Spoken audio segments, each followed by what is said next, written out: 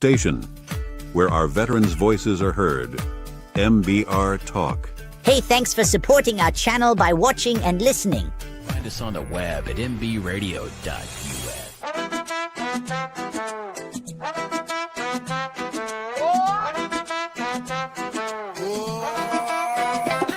Desde Brooklyn hasta el sol del Medio Oriente, José Flores con fuego en la mente. Raised in the Bronx where dreams don't sleep, donde el hambre te enseña a resistir.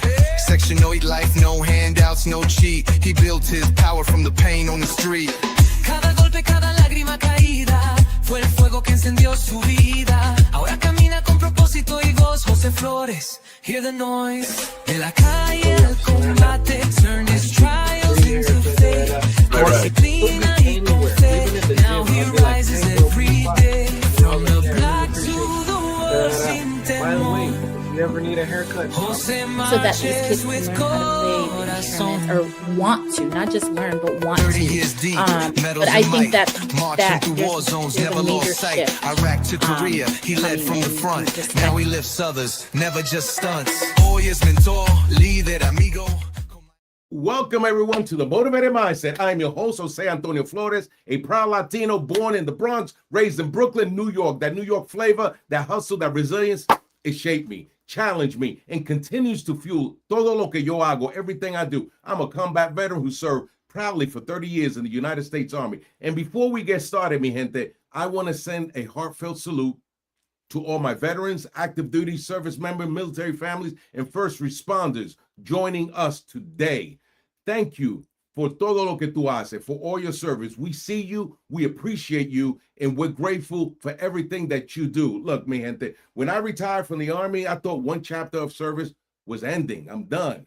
What I quickly discovered was that service doesn't stop when we take off that uniform. For me, the next mission was the federal government. Man, I had an incredible privilege of continuing to serve our nation in several federal leadership roles, from working at Fort Meade, supporting the garrison agency, to serving as an EEO specialist and disability program manager, and later as an alternative dispute resolution coordinator for U.S. Department of Housing and Urban Development headquarters in D.C. Mi gente, I love what I do. Throughout that journey, I helped employees resolve conflict, build programs that strengthen workplace culture, develop leadership training, expanded ADR services, and had the privilege of teaching leaders across the country, right?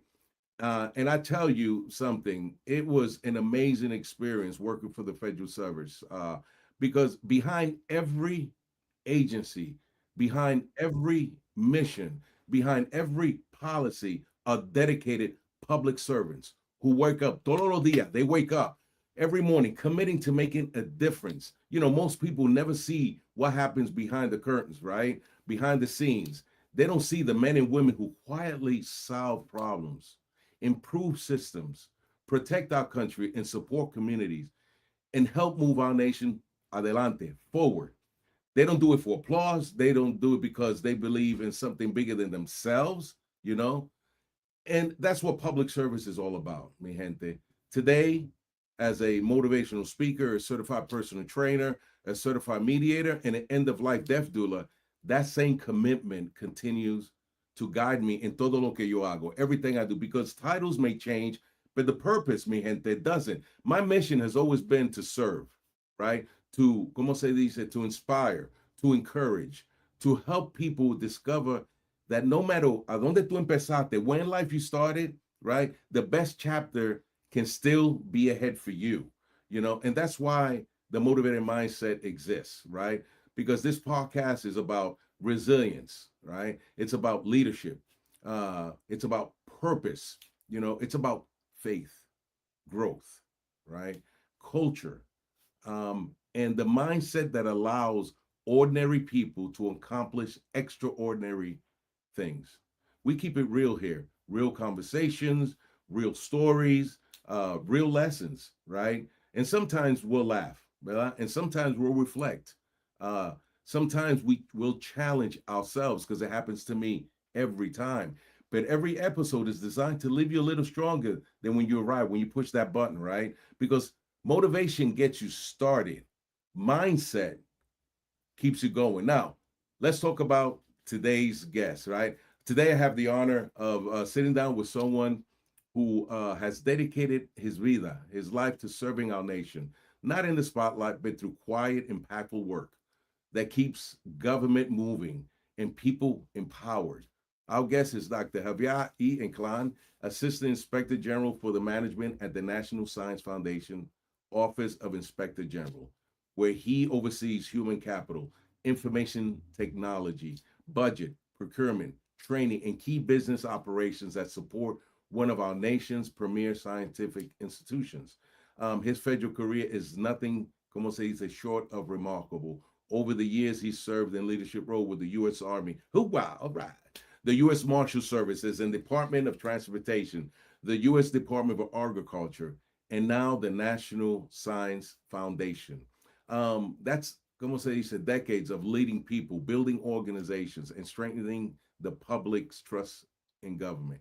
He also is a fellow of the National Academic of Public Administration and continues to shape the future of federal leadership, right? Through organizations like CIGIE, Leadership Innovation Committee, and the ACT-IAC Talent Community of Interest, helping develop the next generation, como se dice, of public servants, you know? So what I ask is, you know, grab a notebook, lean in, right? Because I have a feeling you're going to walk away inspired by this conversation. And one last thing I want to talk about, one last thing, and I'm gonna put this in there, you'll see it. If this conversation inspires you, if you believe leadership rooted in service can change vidas, lives, if you enjoy these conversations, right, and want to help us continue to build incredible guests for the Motivated Mindset, I dropped it in the YouTube in the chat. And as you see in front of you, please take a moment to like, subscribe, and share this episode. You know, your support helps us amplify stories that educate, inspire, and motivate people across the country and around el mundo, the world. I don't know, that sounds pretty cool. How you doing? Please help me now as we get ready. We're about to welcome the MAN. That means the man, right? So somebody who truly embodies servant leadership. So give me a moment because we're about to make this happen, Captain. Oh, wow. The interview of the week is brought to you by Jersey Mike's, a sub above. Javier, how you doing, my man? How are you doing? Jose, I'm doing great, man. How you doing? I am doing stupendous now that you're here, right? Hey, I'm just really proud to have you here. And I think before we start, people want to know who you are before you became these titles, where you're from, and so on. Yeah, sure. So Javier Inclán, I was born and raised in northern New Jersey. My dad was Cuban. My mom is from Spain. My dad passed in 2011, but my mom's still kicking at 83, so she's doing great.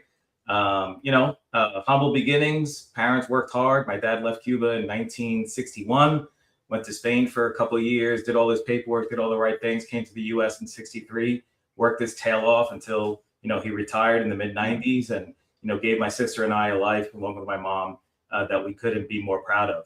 I always tell folks, because, sometimes there's a stigma about immigrants, right? And about this country. My dad teared up every time he heard the Star Spangled Banner.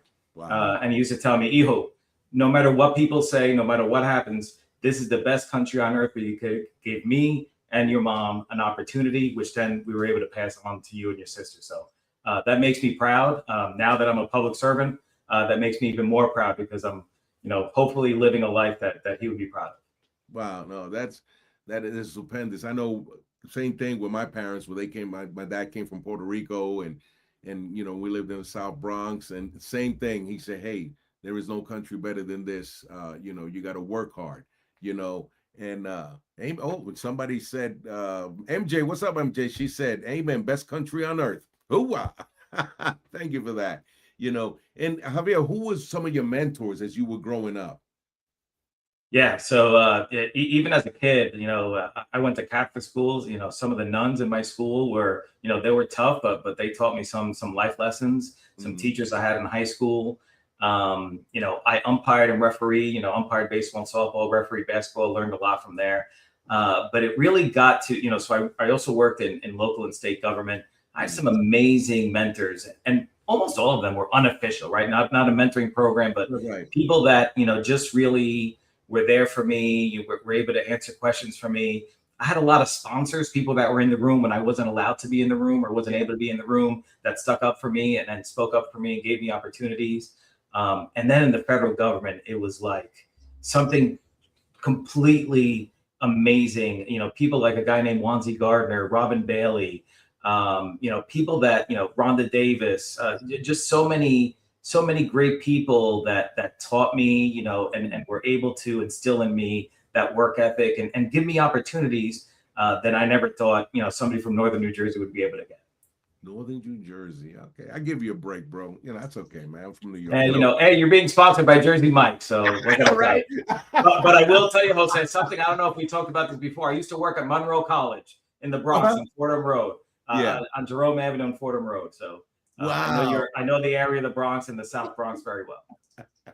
No, it's funny. I never went more into Jersey other than to Palisades, or something like that. This park that used to be there. I don't even think it's there anymore, But Palisades Park. Freddie Boom Boom Cannon says song about that. Hey, it's Atlantic City. Atlantic City's in Jersey, right? Yes, it is. Yes, it is. I love Atlantic City. I like to go up in there. No, that's cool. That's cool.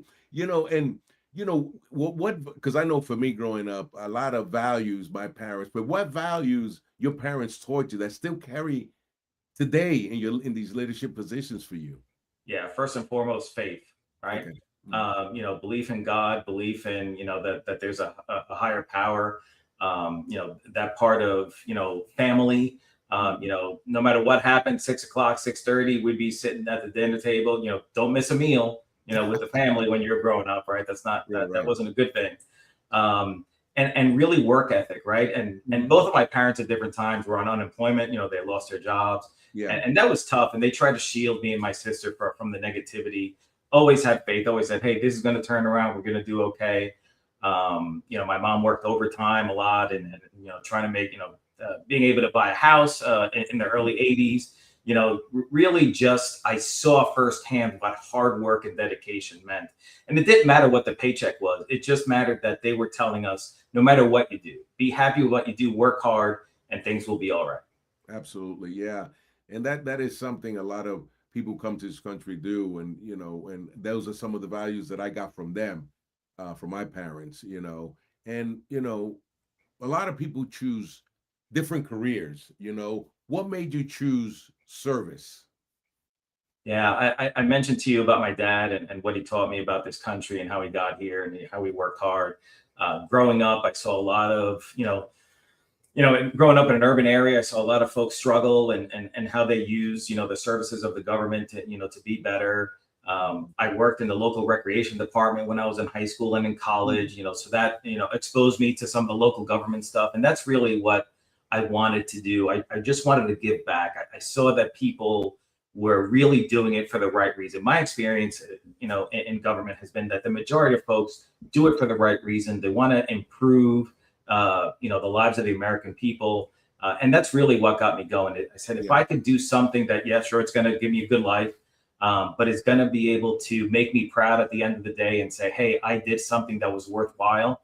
That's what it's about for me. Yeah.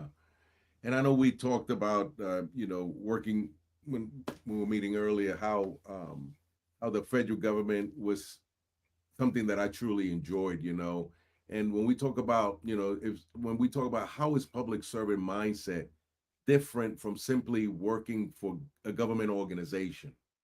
Yeah, that's a good question.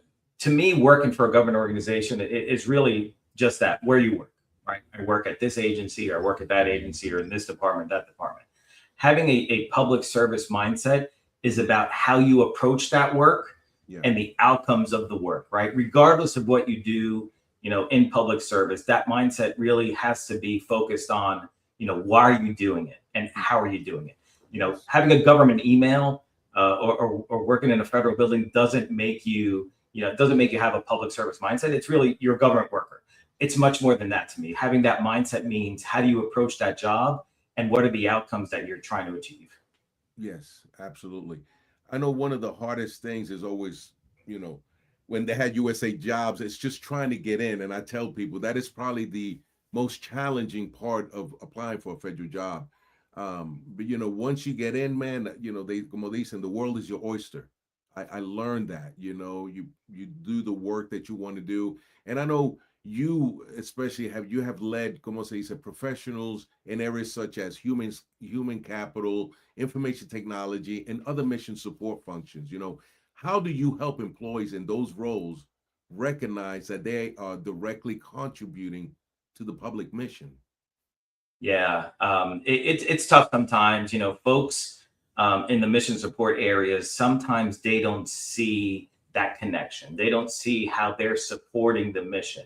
They hear about these agencies doing great things, you know, from a mission perspective, but they don't make that tie-in. And I've always tried, from my perspective, to make that link for them, right? You know, to make sure that they understand that what they do matters, and this is why it matters. When I was at the Department of Transportation, we would say the mission is the train, but mission support is the tracks, right? Without the tracks, the train's not going anywhere, right? Right. And it's really, you know, in HR, if we hire really outstanding, you know, employee, or help somebody, a hiring manager hire somebody outstanding because we put out great certificate, great announcement, all these things, that's the connection, right? You have something to do with Jose Flores being hired at HUD, or Javier Inclán being hired at National Science Foundation. You know, IT, if you develop an application that's going to help a criminal investigator do their job better, to go see, you know, find fraud in you know, some of the grants that NSF issues, that's, you know, being part of the mission.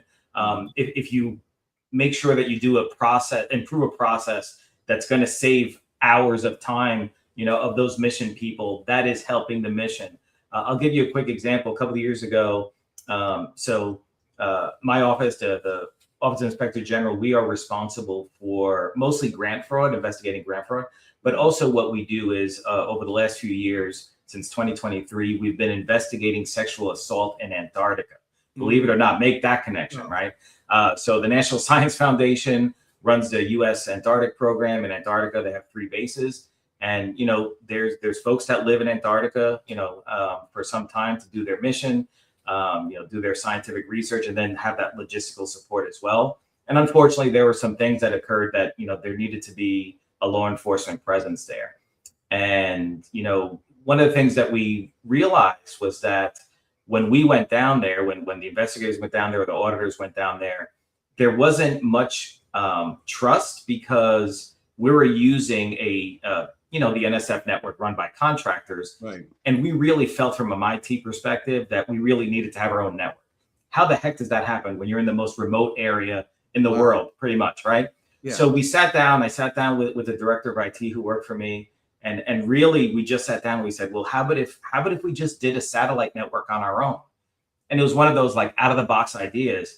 And he and his team did a lot of research. They came back, they gave some recommendations. And I sent one of our early career IT specialists to Antarctica with one of our colleagues, and they actually installed a satellite network that now we use 24/7, 365 days a year, that's up and running, that we could then safely communicate our investigative things and our audit things, you know, back home without having any external interference. And that's something that is, I told her, I said, could you imagine putting that on your resume, what that means for you? And there's an immediate tie to the mission there, right? You're doing something that's going to allow them to do their job. So those are things that I try to do, and make that connection so that they really feel empowered to continue moving their mission forward, so that they could support the mission of the organization. That is amazing. You're right. I would have never made that connection. Antarctica, that was, wow. That is, to be honest, I didn't even know we had things up there other than the military, other than, you know, maybe U.S. Army civilians working up there and so on. That is incredible. You know, so, you know, with that being said, what do you tell leaders who want, let's say, authority, but have not earned trust? You know, this is from Millie from Texas, who asked that question. Not earned that trust. Yeah, look, there needs to be a reset, right? Some leaders go in and look, I've been guilty of this. You know, you want to make so much change, you want to make so much impact. Yeah, you think you're doing the right thing, but people that work for you, people that work with you, they know what they're doing. They're there for a reason. I always have this unofficial, mantra that when I go into a new organization, I don't change anything for 90 days, right? And I try to talk to people, and I try to make my own opinion of, what the organization is, what the people are, and what the mission is. And I may have thoughts about how things could be done better, but that doesn't mean that there's not a different way of doing it, and it ends up being, as good or even better. So trying to gain that trust from your employees is critical to be successful. And it's never too late, right? Even if you go a little too far, it's that self-reflection, right? Maybe doing a 360 study, getting that feedback from your folks, and then just doing a reset and trying to turn that around. If you don't have trust, man, it is really hard to lead. The days of, do as I say, not as I do, I don't believe in that. That may work in some organizations.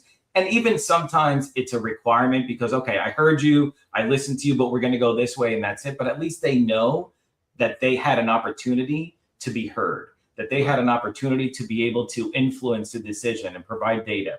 And maybe the leader's aperture is a little wider. But my thing is, even if I go in a different direction, I explain to them why. And that hopefully has them learn and has them grow in their careers. Yeah. And I can truly relate. When I was coming up through the military, and when I had a leader that, when I asked a question, explain it to me, and I didn't need them to agree with me, but okay, I see now, just talk to me. And that gave me the trust to build in that leader, because they took the time to walk me through why this was done and so on. And because you're right, I don't see the big picture. And then when I became a leader, I learned from some of my best mentors and leaders to explain to my soldiers, hey, why we're doing this, and earn that respect, because they're going to do what I tell them to do. But if I get that trust for them, they go with me wherever I need to go, which brings me to the point, like, what advice would you give somebody, an early career employee who wants to make public service a meaningful long-term career? Yeah, be curious. Learn as much as you can. I've told some of the early career folks that they may not have started a family yet or even have any ties to a certain area. If somebody asks you to go travel somewhere, go travel somewhere. Just like I asked, my IT specialist, go down to Antarctica, for goodness sake, right? When are you going to get the opportunity to do that? You being in the military, you've been to, a gazillion different places, right? And you learn, you get those experiences.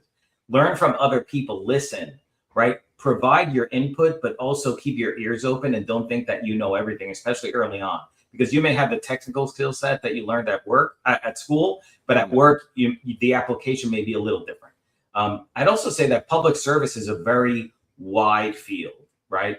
Even if you go into the government for a few years and you want to go to the private sector and get that experience and then bring that experience back to the public sector, what you learned, there's nothing wrong with that, right? To be able to go in and out, even, working in the private sector, but supporting the government, also, part of public service and having that mindset.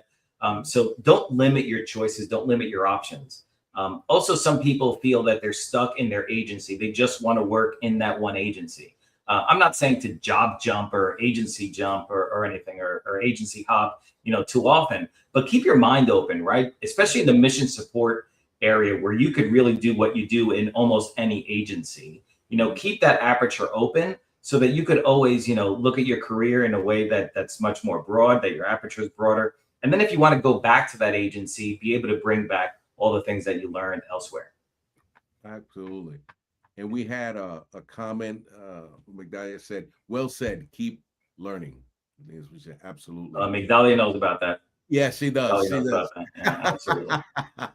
And we have this is from a LinkedIn user said, hola, Javier, what is the leadership lesson you learned the hard way? And how did it transform your approach to service? Yvette. Yeah. Ooh, I always say that you learn a lot from great leaders. You also learn a lot from not so great leaders, yes. Right? And you look at them and you say, hey, hopefully if I'm in that situation, I won't do that. I won't go into specifics, but there was a time where I was put in a situation where I had to explain to a higher up, that what they were doing was not the best way to do it from a financial perspective. Mm-hmm. And it was almost as if my boss was accusing me of accusing the leader of doing something, that wasn't, that was wasteful and abuse or something like that. And it was something that stuck with me. And basically what I told this person, I said, look, I'm not accusing anybody of anything. I'm just giving you my perspective as a professional in my field. and my recommendation would be this, and you only get to spend this amount of money, and you're going to get to the same outcome. And that person was like, oh, what a great idea. Thank you, Javier, no problem. And she left the room, and I stayed in the room. My boss, I said, what the heck was that? And they were like, what do you mean? I said, you basically told your big boss that I was accusing the head of the agency of doing it. Like, that's not cool, right? Right. And I always, I mean, that was a leadership lesson that I learned. And, you know, from that point on, I was like, man, I have to assume positive intent. And I have to make sure that, you know, when I say things like that, or I ask somebody to do something, that I do it in a way that's in a positive nature, as opposed to trying to deflect and not, you know, she didn't want to make the hard call and make that decision or have that conversation. So she basically threw it on her subordinate. And, you know, I just, that still sticks with me a little bit. But it's something that, you know, it was a hard lesson to learn, but man, did I learn it. I learned it well. Wow. Yeah. And to go back to what you had said before about be curious, you know, and I remember when I first joined, and my leader asked me, hey, do you want to try something different? Put me on what they call detail. I think that's what they call it. Yeah. And he put me on a detail for 180 days. I end up loving it, you know, and I end up staying. And, you know, with that being said, you know, what's one habit every leader should develop? Yeah. I think, you know, so I'm going to pull the thread on that detail, because I think it's a good point. And I think the habit is to be open to opportunities, even if you're going outside your comfort zone. Yeah. So November of 2018, so we're talking almost 8 years ago, the chief operating officer at NSF calls me up and says, hey, you know, the two executives in HR are leaving. One's retiring, the other one's going to another agency. And I was like, yeah, that's a bummer. You know, they're good people. And he's like, you know, can I ask you to go run HR for a little bit? Wow. And I was like, sir, you know, I was in facilities and security administrative services, right? And I was like, you know, I've written a position description or two in my life, but, you know, I'm not that guy. And he said, and I'll never forget it, and I love the guy to death. And he said, Javier, aren't you the guy that told me that the senior executive service was created to be able to lead any organization, even if they're not the technical expert in that, you know, work series? And I said, you son of a gun, you're using my words against me. And he said, so that means you're going to take it? I said, yeah, of course I'm going to take it. Here's the amazing part, right? So this was November of 2018. My first day was December 9th of 2018. And 12 days later, if you recall, it was the beginning of a 35-day government shutdown. Yes. So now I'm signing, you know, furlough notices to 1,500 employees. If folks didn't know me at NSF before that, they certainly knew me then. And I stayed in that job for 8 months until they found a permanent. And it was, Jose, it was the best experience in my federal career. Wow. It really gave me a great understanding of what HR really meant. Mm-hmm. I created such a bond with the people I work with. They're some of my closest work friends, even to this day. Because, you know, we're battle buddies, right? You know, you have a 35-day shutdown. Nobody ever, you know, that was the longest one up until recently. It was the longest shutdown, you know, ever in the history of the government. So we're doing things that, you know, we had, you know, talk to OPM and talk to OMB and talk to all these folks and trying to figure out, you know, for what worked for our agency. And it was just a great experience. But the only reason that occurred is, and I don't think they would have made me do, right? Even though, you know, we joked about it. He probably would have let me off the hook, but he really, I give him a lot of credit. He gave me the opportunity and had that trust in me and my boss as well. So it was something that I really, really enjoyed. It was tough. It was hard. But man, if I would have said no, I would have missed out on really the best opportunity I was ever given in my federal career. Absolutely. No, and sometimes you know, you have to get people out of their comfort zone, you know, your employees, and put them in positions that they normally would not go. And that was a perfect opportunity. And then he used those words against you, what you said about, wasn't it you? And you're like, oh man, that was amazing. We have a question from a LinkedIn user, and the question says, when you think about legacy, what impact do you hope your public service leaves for the next generation of leaders? Yeah. Integrity, that I did things for the right reason, that I made the tough decisions even when it wasn't in my best interest, because it was in the best interest of the American people.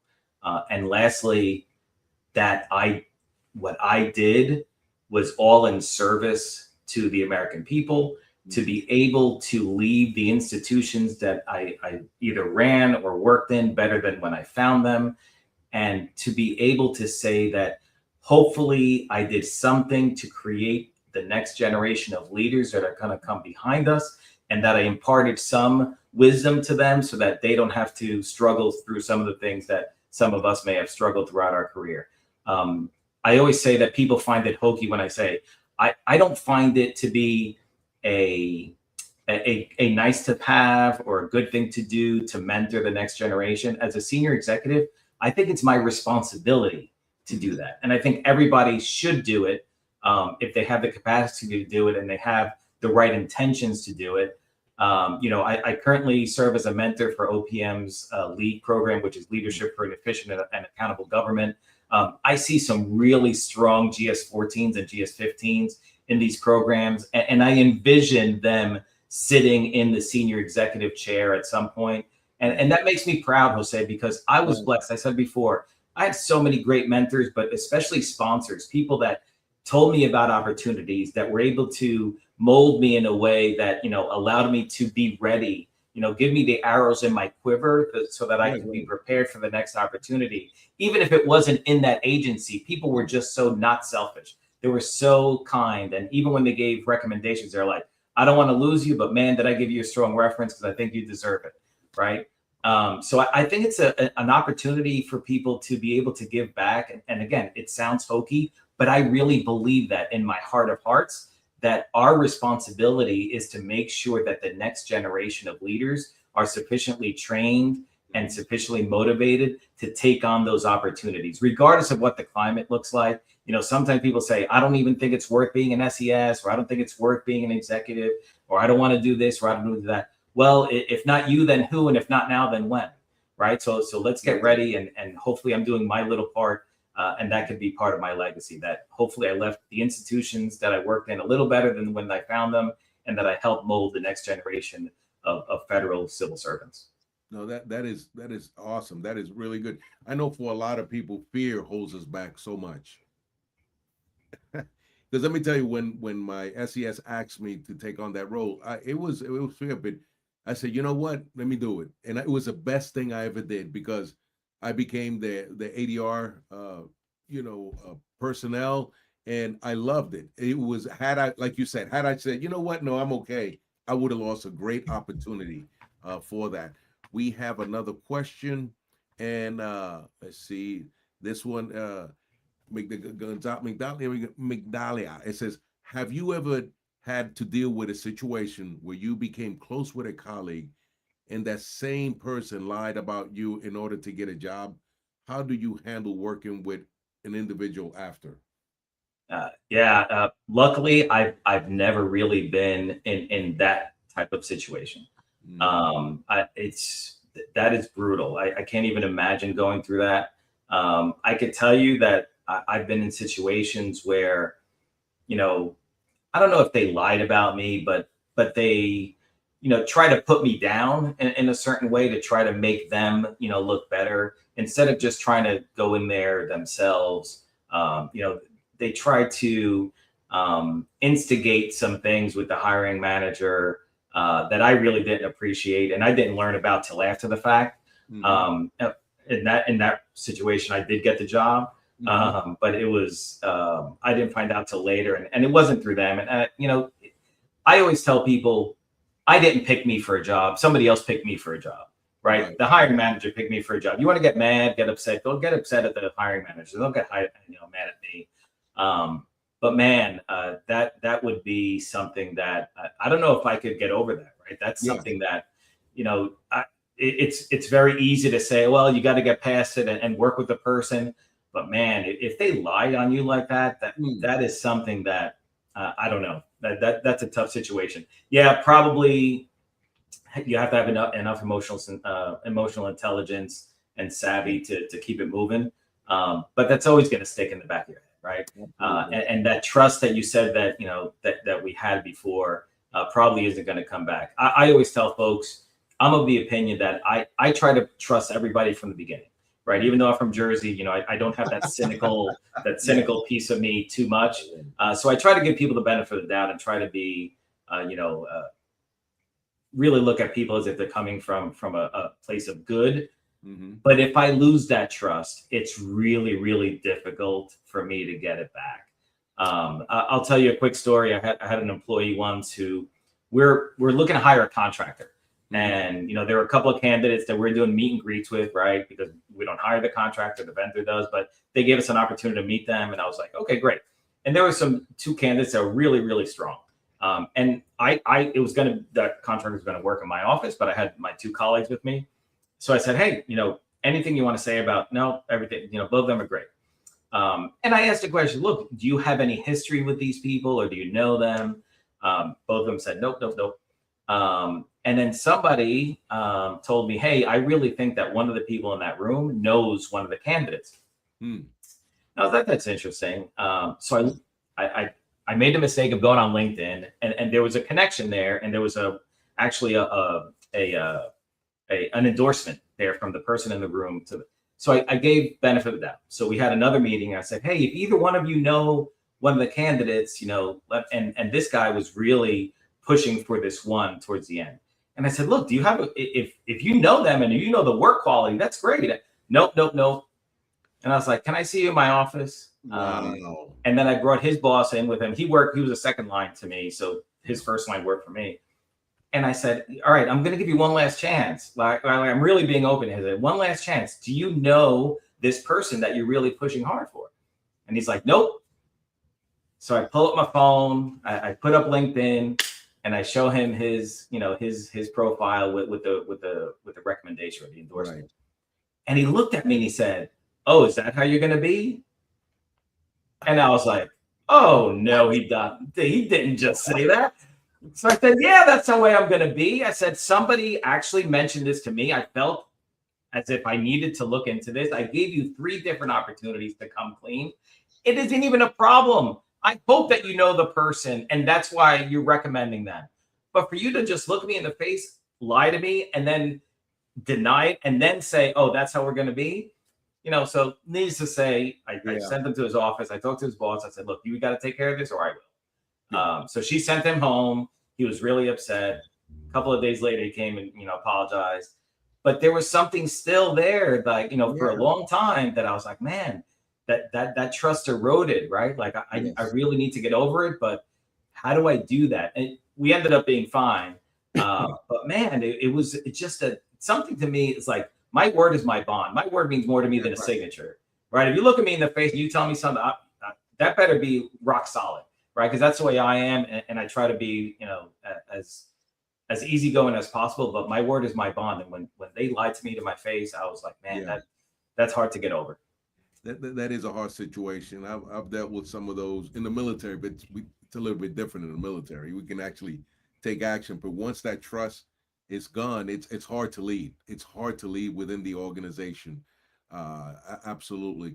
What we're gonna do, we're gonna take a quick commercial break, and when we come back, Javier, I want to talk about, you know, over these past 20 years, how your leadership has changed, if any, and also talk about NAFI roles and stuff like that. And we'll come back. And ladies and gentlemen, if you have any more questions, please continue to post, and we'll be right back.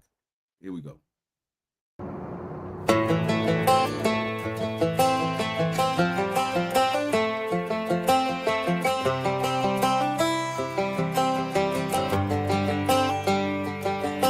It's the guts and it's the glory. 100 stripes, 100 stories. It's the Pledge of Allegiance on the 4th of July. It's them handwritten letters from home. It's them sleepless nights alone. It's his newborn baby he left with his wife. Mr. Red, White, and Blue, lay down, here's a line. Mr. Red, White, and Blue, for these stars and stripes, hey. From the fields of Indiana to the swamps of Louisiana, to the golden coast of California. Uncle Sam's the only family he's got. His purple heartbeat won't stop. And his 18th birthday was the day he was born. Mr. Red, White, and Blue, lay down, hear the light. Mr. Red, White, and Blue, for these stars and stripes. Mr. Red, White, and Blue, stand on the front line. Mr. Red, White, and Blue, pay the ultimate price.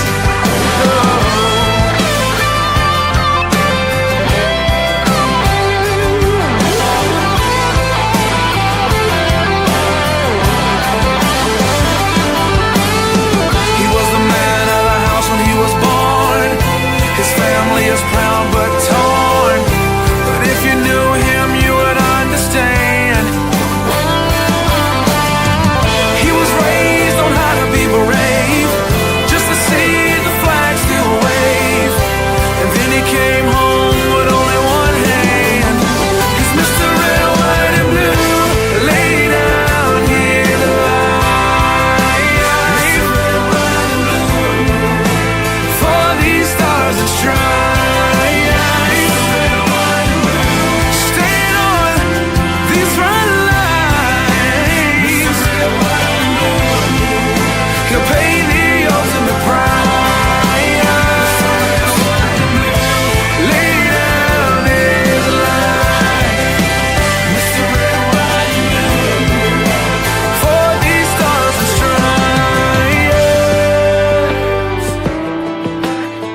March in line, march in line. Hey. Hey.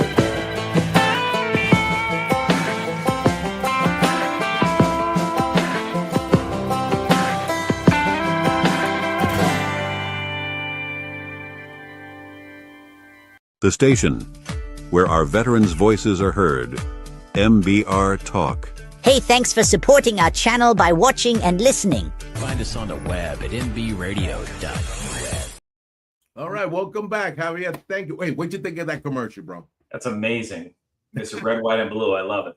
Brother, if I had hair, te digo, but I don't. But you know, I that's one of my favorite songs, man. It's just stupendous.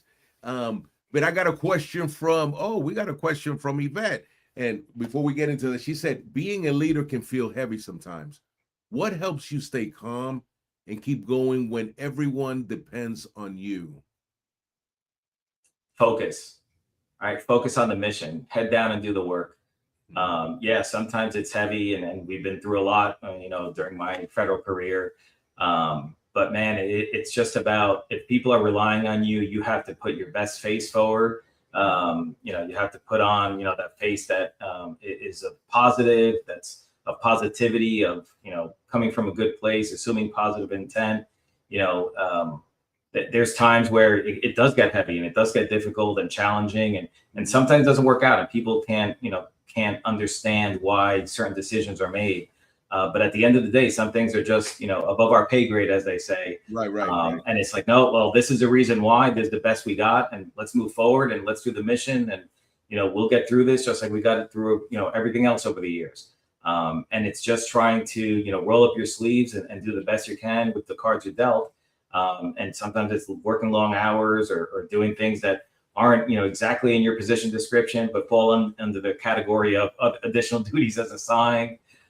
Just trying to give them that positive outlook and say it's going to be okay, right? Come talk to me if you need to. Let's keep this moving. Let's focus on the mission, and at the end of the day, we're going to be better off for it.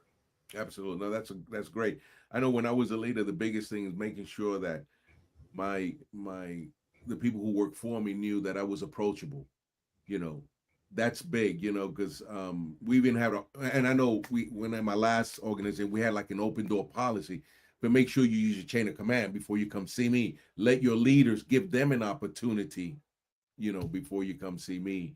But you're right. And another thing, presence is so big. when I was in, and even at the job, just being there, making sure that, you know, hey, I'm here to support you. Can't be there all the time, but I understand that whatever I'm giving you, you know, you're going to make a difference, and trusting your subordinates to do the right thing. But I'm here if you need any more guidance or whatever. And, you know, another question we got, where do you see the biggest gap between what employees need and what leaders think employees need? You know, so. Yeah, I think the biggest gap is a gap in understanding, understanding what the mission is and what the mission needs from the employees and from the leader to be accomplished.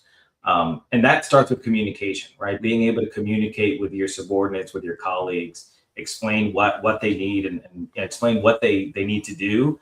But then listen, right? Listen to what the employees are telling you. Sometimes, you know, they're telling you things that you're not, you know, you're hearing, but you're not listening to. And I think that, you know, we can't be making too many assumptions because that could go down a rabbit hole and it's going to be really difficult to come back from. But trying to understand where they're coming from. For example, sometimes folks think that they need a certain class to do better, or, you know, something like that. And maybe there's no money, you know, to send them to that class. So then as a leader, what do I do to give them that, you know, that experience or that knowledge in order for them to, you know, do their work better? So there's always that open communication that needs to occur. And it's got to be bilateral, right? It's not just the leader telling the employee. It's, you know, you got to listen as a leader and be able to understand where that employee is coming from. And maybe they have a misunderstanding of something, or you know, their concept is incorrect. Well, then let them know that and try to come to a mutual understanding. Okay, no, that absolutely. We have another question, and the question said, great dialogue. Any advice for aspiring senior executives on what paths to pursue while managing others and sometimes managing up? How do you advocate for yourself to ask for training opportunities? Yeah, so I'll answer the last one first. Justification, right? Whenever somebody asks me about, you know, leadership development program or training that they need, I always ask them to give me a quick blurb on two things. How is this going to help you as the employee, and how's it going to help the organization, right? What are you going to bring back to the organization that's going to make it better? That's going to make you do your job better, which then improves, you know, the mission. I'm big on development, but there has to be a nexus to the job, right? If I'm going to spend, you know, public dollars, I have to make sure that there's that nexus. I think my best advice for aspiring senior executives is continue doing your job, but also, and I mentioned a little before about aperture, right? So many people I've talked to and tried to mentor love their agency and just wanted to be an executive at their agency. I actually told somebody who went for a job a couple of times, didn't get it. And, you know, they were frustrated and they came to talk to me, and I said, look, I have two questions for you, and they may be two different answers. Do you want to be a senior executive, or do you want to be a senior executive at this agency? Right. But it's two different answers potentially. And they told me, well, I want to be a senior executive at this agency. And I said, that's fine, but you just limited your opportunity significantly, and you may retire as a 15 if you don't open up your aperture. And that's exactly what happened. They ended up retiring as a 15 because they wanted to stay in that agency no matter what. You know, some people tell me, I want to, you know, this is my boss's job is a job, you know, for me. Great. Right. But you're not hiring you. Right. So make sure, that you're prepared for the job. But if not, you know, if you don't get it, make sure that you start looking, you know, for other opportunities. And the higher up you go, the broader your aperture is, and the less deep has to be your technical, right? I mentioned before about being the HR director for a few months at NSF. I don't consider myself an HR professional. You know, I could be an HR leader, right? And HR falls, you know, under my purview. And I could run an HR shop like I did, but I didn't grow up in the HR world. I wasn't a 201 since I was a GS5, right? So it's just trying to make sure people understand not to cut themselves short, right?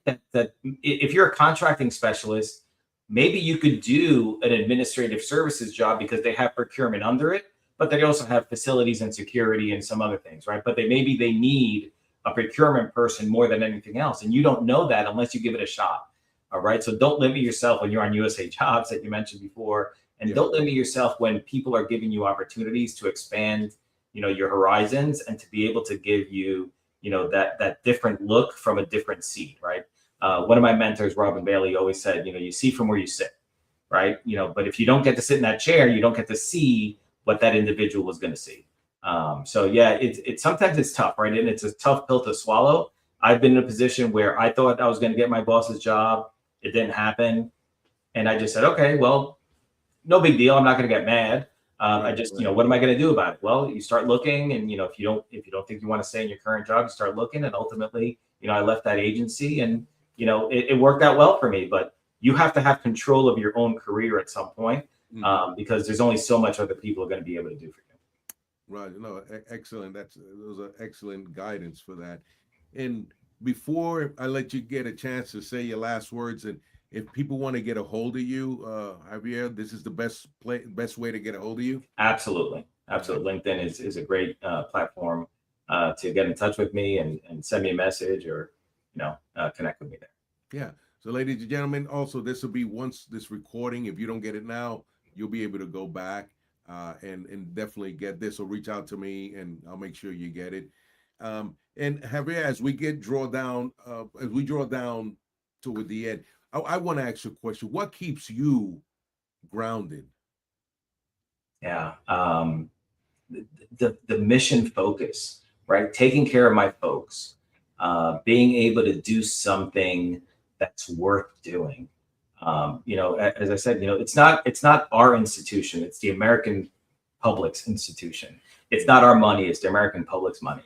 What we do, regardless of what agency you work for, you're doing something on behalf of this great nation that we live in, and even local and state, right? I'm not just saying federal, right? Any level of government, right? You're doing it for the people that you serve, the constituents, and I would say that what keeps me going is that public service mindset that we've been talking about throughout this entire podcast. Yes, sir. The ability to be able to sit at the end of the week and say, did I have a good week or not? And what did I do? What could I do better? And then taking care of your folks, right? Giving them the opportunities that they need, giving them, the room to grow. I just recently, one of my best employees decided to move to another agency, and, he called me up and he said, hey, I have some bad news for you. And he told me, and I said, that's not bad news. That's sad news for me. Right. But this is an opportunity for you to be able to expand your horizons and do something that you really want to do. And now I have another member of my board of directors at a different agency that I could call and say, hey, what are you doing over there? We're having a similar challenge over here. Right. So, that's what keeps me grounded. And I'll tell you one thing that I'm so proud of. A guy I work with in HR, as a matter of fact, he left NSF and he went to a different agency. And he called me a couple of weeks ago and he said, hey, I just want to let you know, I got my SES. And I was like, man, that's great. And it was awesome to be able to, we talked for, we worked together for a long time, and, we had a lot of good conversations. I never thought anything of it. And he said, but, you were one of my strongest mentors. And I was like, oh man, that made me feel great. Can you pin me? Wow. Man, I'm driving down to Fort Lee, Virginia in a couple of weeks. I'm going to be able to stand in front of his family and his colleagues. And it just chokes me up that somebody that, I considered a colleague, somebody who's a great guy, and he considers me his mentor. And for him to ask me to have the honor of pinning the SES pin on him, just means the world to me. And that right there is an example of what keeps me grounded and what keeps me moving forward, because anything I could do to help the next generation, I'm certainly going to do. And what an honor. Well, that is an honor. Oh, that is one of the best honors when you're able to pin somebody like that. That is stupendous. And we got one more question, and I think you answered part of it. But what motivates your mindset, and what should listeners take with them after hearing your story today? Anything can happen to anybody. If this kid from Northern New Jersey got to where I am, we could all do it. Just work hard, stay focused, learn as much as you can, stay curious, get as many mentors as you can.